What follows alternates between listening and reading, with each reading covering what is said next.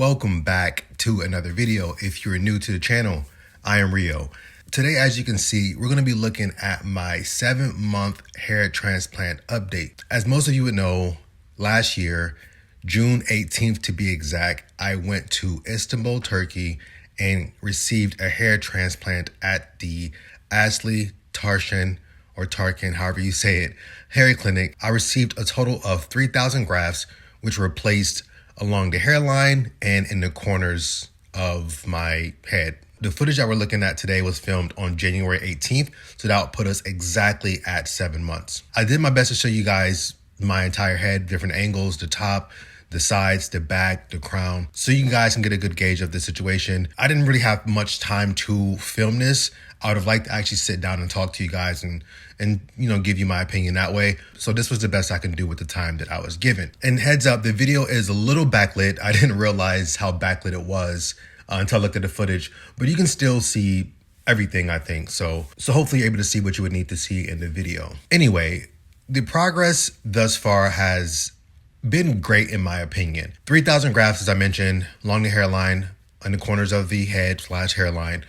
I think everything has been growing really well. From the looks of it now, you may think that everything looks extremely full. I wasn't really able to comb the hair out and allow you to see much closer in that regard. However, at this length, the hair does appear to be very dense. And I think with, of course, my hair texture and Afro-American hair in general, they say that we don't often need as many grafts because of the texture of the hair and the curl pattern and just the way that the hair grows. At this length, my hair looks extremely full and dense. However, when I touch it and feel it, I can see in some areas that it isn't.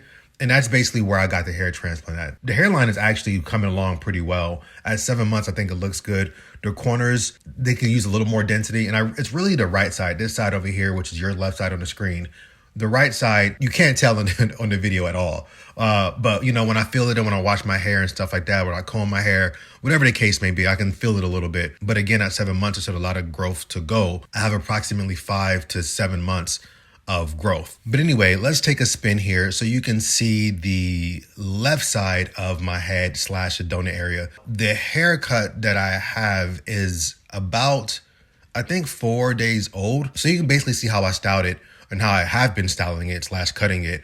I've been just kind of doing a slightly low fade or low taper around the head. And that's usually how I've kind of worn my hair usually, but I've been kind of keeping the back a little bit longer than usual, just trying something out. I'll try to do maybe another video on month 8, depending on how much growth I get. Through the camera, it looks really full. I would like to show you, how easily it can be disguised to appear full. I think if I was to wear a lower cut, maybe it won't look as full, but I'm not entirely sure. And you can kind of see that left side of the donor there. My donut area, I wish it was a little bit further along. Like I told you guys before, I have doing the microneedling, the derma rolling once a week. I did have COVID at the beginning of the year, pretty much right going into the new year, I had COVID. So there was a couple weeks where I didn't do it, but I've gotten back in the swing of things. I've been doing it for the past couple weeks. I don't know. I wish my donor was further along than it is, but only 3,000 grafts. I would hope that it would have been better than this, but I still think it can improve a little bit more. Just to clarify for the derma rolling, because I had some people comment saying that the hair is not going to grow back, which I understand completely. But the idea of derma rolling wasn't to grow the hair that's been taken, because those hair follicles are now gone. But the idea was to strengthen the hairs surrounding that donor pattern to give the illusion of the density and the fullness in the back. So that's kind of what my perspective was. But not only that, just to heal the skin and the trauma that it went through during the hair transplant.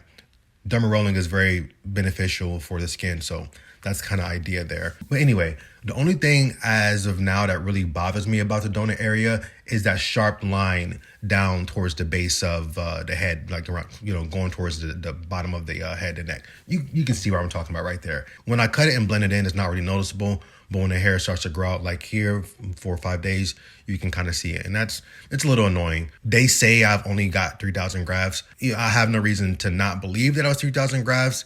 But to tell you the truth, they can tell you how many grafts they took, and it cannot be honest. It cannot be accurate. They could have took more than 3,000 grafts for all I know.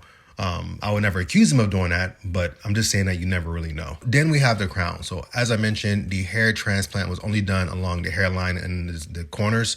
I didn't have anything placed in the crown. If you saw what my hair looked like before the hair transplant, you would probably say that I would have needed some grafts in the crown. And to be honest, 3,000 was my max amount of grafts. And I thought that they could do what they needed to do in the hairline and the corners with like 22, 23, 24, even 2,500, and maybe, take 500 grafts and place them around the crown.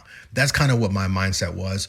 However, I also knew that I didn't want to go past 3,000. So if the crown wasn't going to get done, it wasn't going to get done. I've achieved what I've achieved for my head in general through medications and supplements, honestly.